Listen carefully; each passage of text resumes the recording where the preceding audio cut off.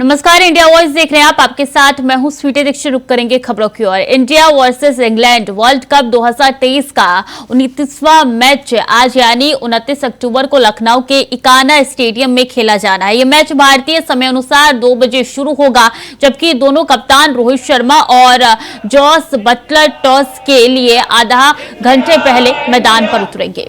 Rohit Sharma and company की नजरें यह मैच जीतकर पॉइंट्स टेबल में टॉप करने पर होगी। भारत ने अभी तक इस वर्ल्ड कप में खेले सभी 5 मुकाबले जीते हैं। ऐसे में टीम इंडिया जीत की डबल हैट्रिक लगाना चाहेगी। वहीं पिछले चैंपियन इंग्लैंड के लिए वर्ल्ड कप 2023 का अभी तक का सफर किसी बुरे सपने से कम नहीं रहा है। टीम 5 में से 4 मैच हारकर पॉइंट्स टेबल में सबसे नीचे 10वें पायदान पर है। इंग्लैंड वर्ल्ड कप 2023 के सेमीफाइनल की रेस से लगभग बाहर हो चुकी है। ऐसे में उनकी नजरें भारत को पहली हार का स्वाद चखाने पर होगी। क्या लग रहा है? रोहित शर्मा का दोहरा शतक आएगा, 10 प्लस छक्के मारेंगे और क्या। और हम एज अ फैन हम चाहते हैं 2-3 ओवर दिखने को मिल जाए उनसे, रोहित शर्मा से। नेट प्रैक्टिस में बॉल डाली थी। हाँ, वही इसी देख के एज अ फैन वही चाहते हैं हम। एक्साइटमेंट तो इतनी है, 2 दिन से नींद तक नहीं आ रही है। और विराट की सेंचुरी छूट गई थी पिछले मैच में, धर्मशाला इसमें मार देंगे वो, इसमें मार देंगे पक्का। लग रहा है कि इंग्लैंड का 1 साइड होगा ये मुकाबला। इंग्लैंड टक्कर देगी, इंग्लैंड तगड़ा टक्कर दे सकती है। मैच में तो ऐसे इंडिया जीतेगी, लेकिन किसी भी खिलाड़ी को कम में नहीं आंकना चाहिए, क्योंकि सब खेलने के लिए आते हैं। अंतर्राष्ट्रीय क्रिकेट है, सब अंतर्राष्ट्रीय क्रिकेट अपने अपने यहाँ से खेल करके वो आते हैं, इसलिए किसी को भी कम नहीं आंकना चाहिए। इंग्लैंड भी टॉप खिलाड़ियों में से है, इसलिए इंग्लैंड टक्कर देगी। कई मैच वो खराब हुआ उसका, लेकिन यहाँ पर वो सोचेगी कि हम भी जीतें, क्योंकि इंडिया तो पहले से ही पहुंच चुकी है। अब वो भी अपना बैकअप करना चाहेगी।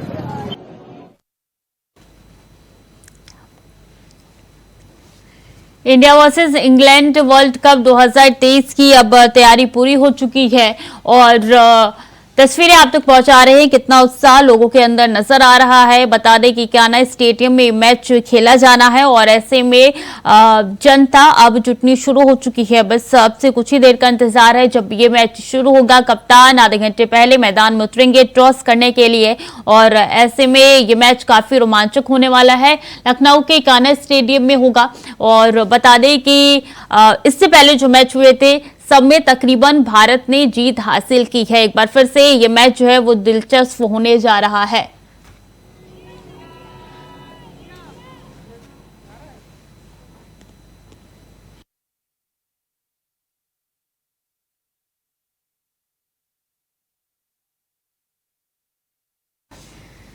तो India versus England world cup 2023 और इस बार भारत को मेजबानी का मौका मिला है। भारत इस बार कई ऐसे मैच है जो कि इंडिया की टीम जो है वो जीत रही है और एक बार फिर से यही उम्मीद जो है इस बार इस मैच से लगाई हुई है तमाम लोगों ने और फैंस ने। टिकट 2 दिन पहले ही हाउसफुल हो गया था। लोगों के अंदर काफी ज्यादा एक्साइटमेंट नजर आ रही है, वो तस्वीरों में साफ तौर पे नजर भी आ रहा है। चीयर करते हुए यहाँ पे इंडिया को तमाम जनता जो है वो दिखाई दे रही है।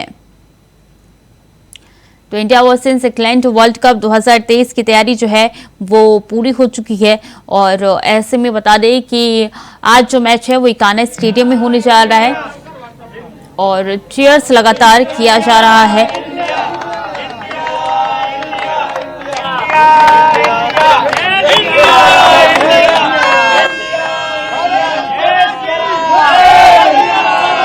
इसी खबर पर ज्यादा जानकारी के साथ शुभम पांडे सीधे लखनऊ से जुड़ चुके हैं। शुभम, ये मैच होने जा रहा है, कितना उत्साह जनता के अंदर नजर आ रही है, क्या तस्वीरें दिखाएंगे?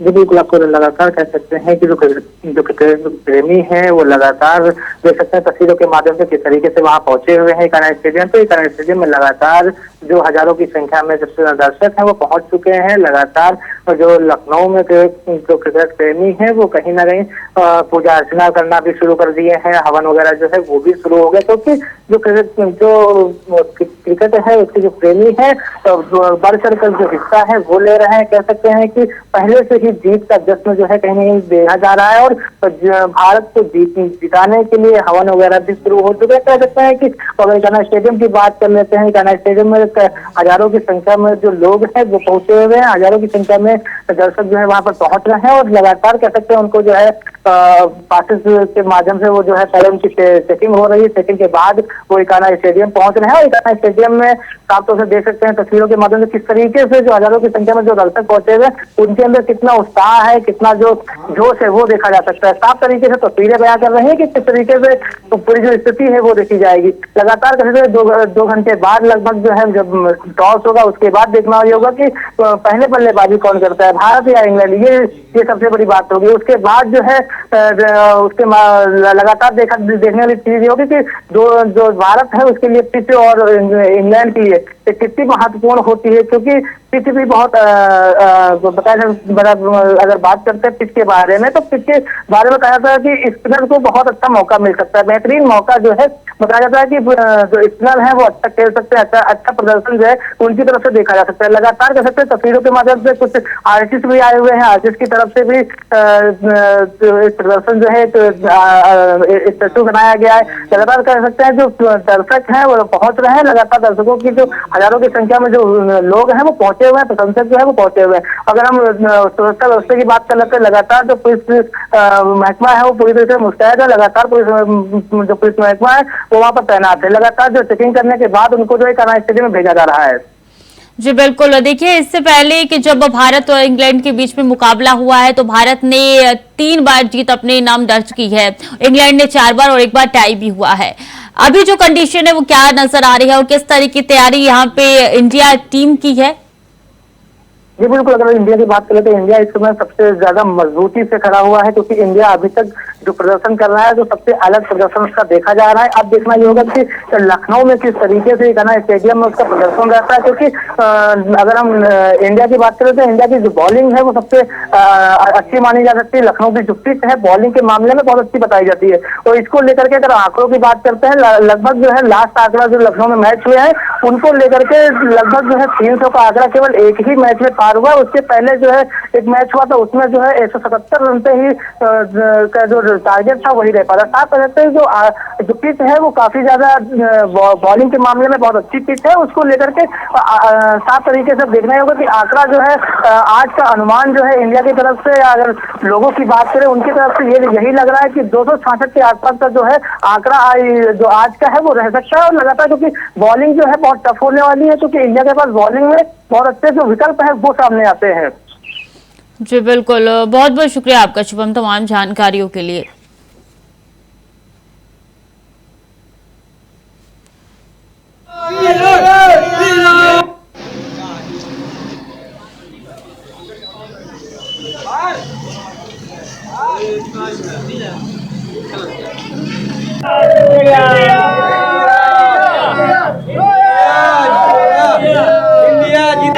जीतेगा भाई, जीतेगा इंडिया, जीतेगा जीतेगा भाई, जीतेगा इंडिया, जीतेगा। माता की भारत माता की जीतेगा, भारत हमारा जीतेगा, भारत माता की भारत माता की।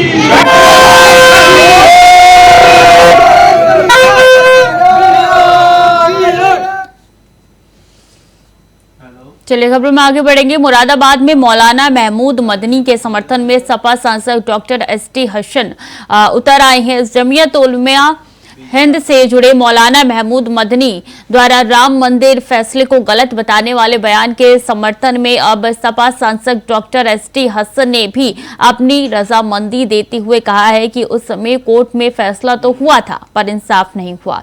और वहीं राम मंदिर उद्घाटन कार्यक्रम में प्रधानमंत्री मोदी के जाने पर भी सवाल खड़े किए गए हैं। उन्होंने कहा है कि वो सबके प्रधानमंत्री है, उन्हें ऐसे किसी भी धार्मिक कार्यक्रम में जाने से बचना चाहिए। देखिए, हम हिंदुस्तान में एक सेकुलर मुल्क के अंदर रहते हैं इस मुल्क में हर धर्म के मानने वाले लोग हैं, हिंदू, मुसलमान, सिख, ईसाई वगैरह वगैरह। और प्रधानमंत्री सबके प्रधानमंत्री होते हैं, वो किसी पार्टी विशेष के नहीं प्रधानमंत्री होते। तो ये परंपराएं हैं कि प्रधानमंत्री को बिल्कुल ही एक तरह से नॉन अलाइंड होना चाहिए। उन्हें किसी धार्मिक उसके अंदर कि चाहे इनॉग्रेशन हो या शिलान्यास हो, उसमें बेहतर होता कि उसे अवॉइड करते। अब उन्हें बुलाया गया है या ज़बरदस्ती बुलवाया गया है ये तो हम नहीं जानते, लेकिन हमें इस बात का अफसोस है कि श्री रामचंद्र जी जैसी शख्सियत को इस राजनीति के अंदर नहीं घसीटना चाहिए। उनके डेकोरम का सवाल है। रामचंद्र जी हिंदुस्तान में तमाम हिंदुओं के पूज्य हैं, चाहे वो बीजेपी के हिंदू हों, चाहे कांग्रेस के हों, चाहे समाजवादी के हों, वो सबके हैं। लेकिन उनको इस तरह से इतनी बड़ी शख्सियत को अपनी ज़ाती फ़ायदे के लिए, राजनीतिक रोटियां सेकने के लिए और ये सब कुछ करना, ये मेरे हिंदू भाई तय करें क्या ये मुनासिब है या नहीं। इस बीच केरल से बड़ी खबर, एर्नाकुलम में एक हॉल में धमाका हुआ है। धमाके में एक शख्स की मौत हो गई है, वहीं 20 घायल बताए जा रहे हैं। तो केरल से बड़ी खबर आप तक पहुंचा रहे हैं, जहां एर्नाकुलम के एक हॉल में धमाका हुआ है। इस धमाके में एक युवक की जान चली गई है। 20 ऐसे लोग हैं जो कि घायल बताए जा रहे हैं इस पूरे धमाके में। तो एर्नाकुलम के हॉल में धमाका हुआ है, जिसमें 20 ऐसे लोग हैं जो कि घायल हो चुके हैं। एक शख्स की मौत हो चुकी है।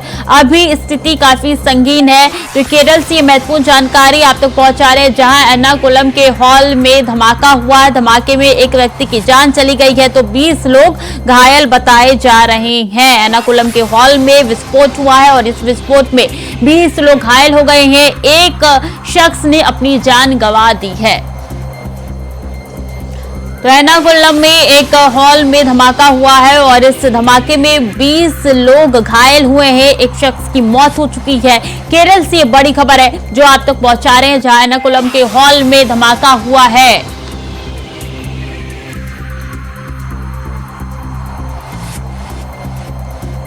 तो 20 लोग घायल हुए इस धमाके में और एक युवक की जान चली गई है।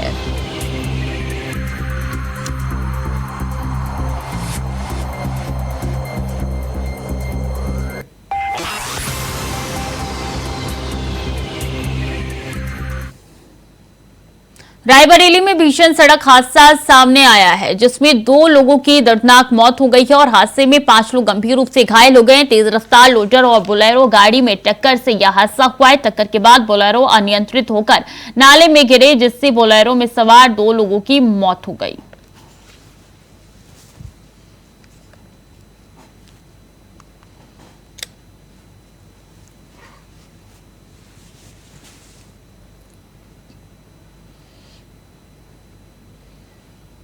और बलिया में बड़ा हादसा हो गया, जहां गठवार थाना क्षेत्र के चिलकहर चट्टी के पास टेम्पो और अज्ञात गाड़ी में जोरदार टक्कर हो गई, जिनमें से 4 की मौत हो गई। तो वहीं 8 लोग घायल हो गए हैं, जिनमें से 3 लोगों की स्थिति गंभीर बनी हुई है, जिन्हें वाराणसी के लिए रेफर कर दिया गया है।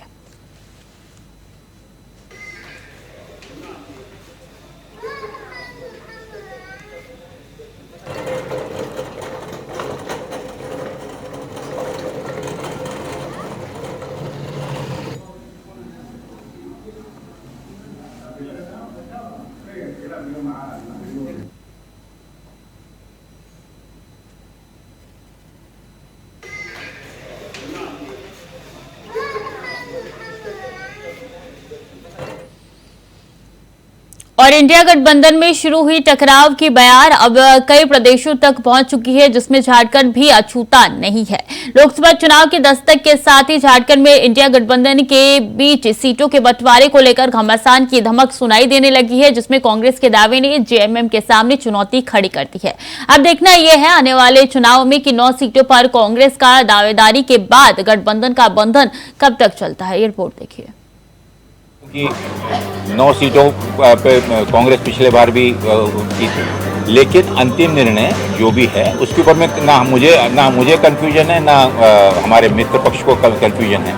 तो झारखंड में सरकार चला रही महागठबंधन की पार्टियों की तरफ से अब सीटों को लेकर दावा ठोका जाने लगा है।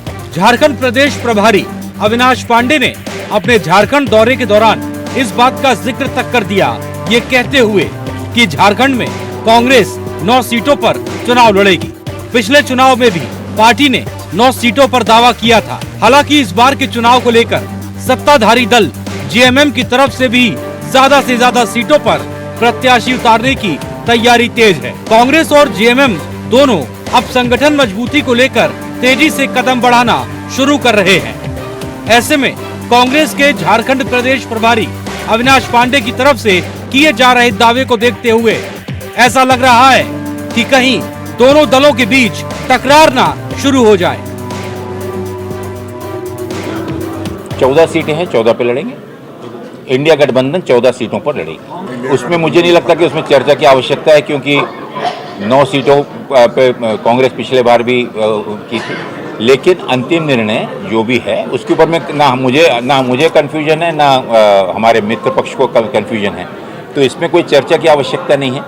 उम्मीदवारों का तय और इसके अलावा झारखंड में कोई, लेकिन कई अन्य राज्यों में जहां पर इस प्रकार का गठबंधन पहले नहीं हुआ था, वहां पर आवश्यक है कि बैठकर।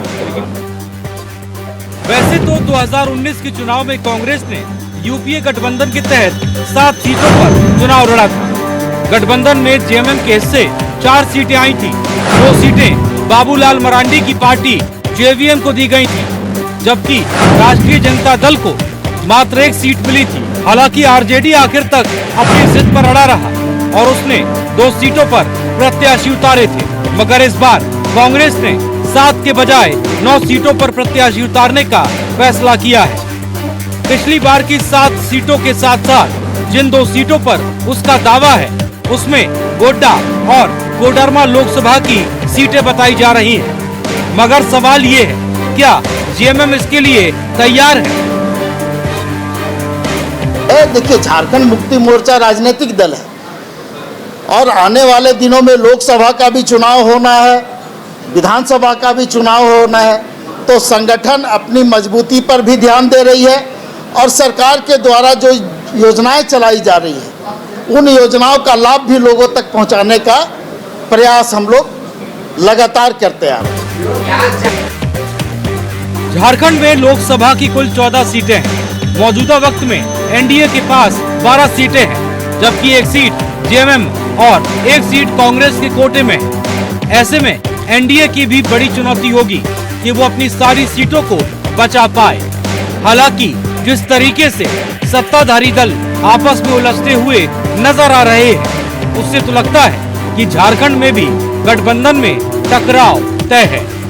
Bureau report, India voice.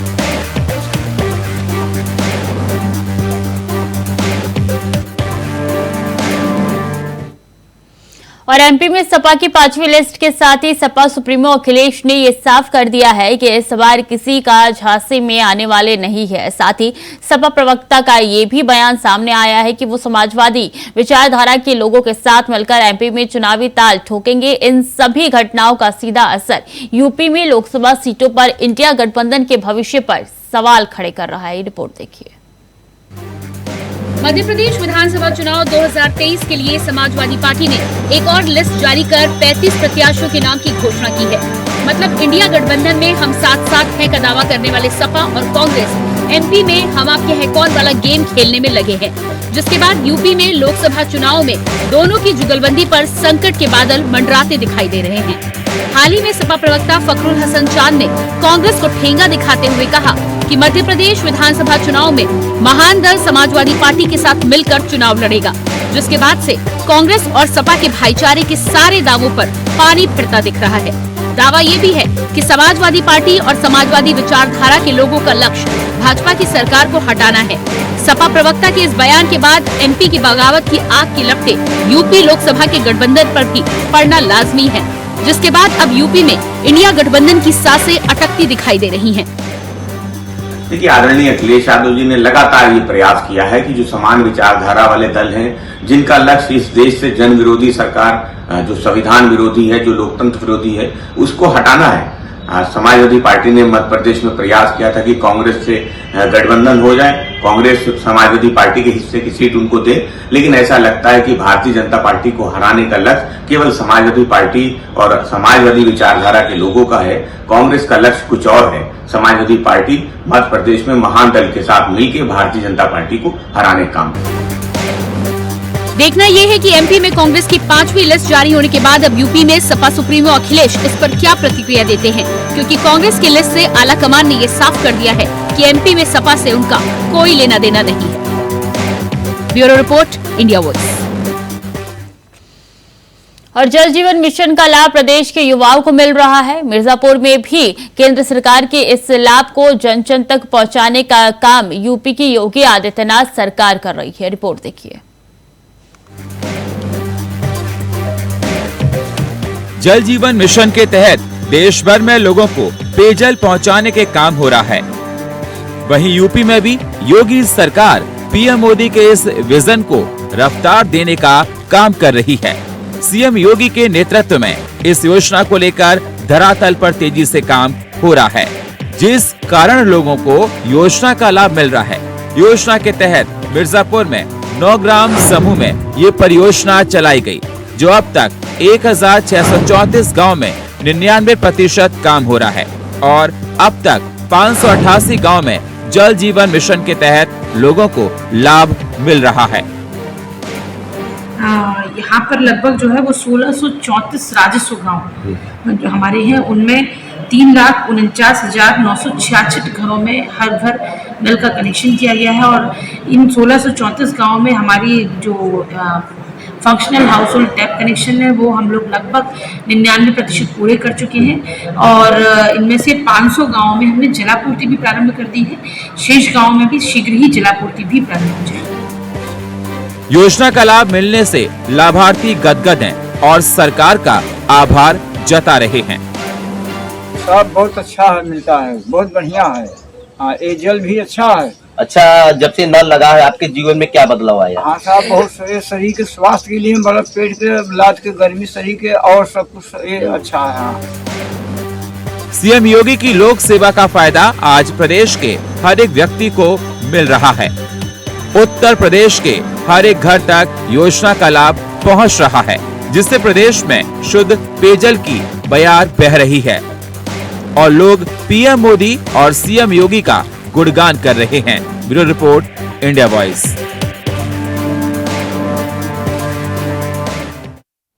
तो फिलहाल के लिए बुलेटिन में इतना ही। खबरें लगातार जारी है, देखते रहिए इंडिया वॉइस।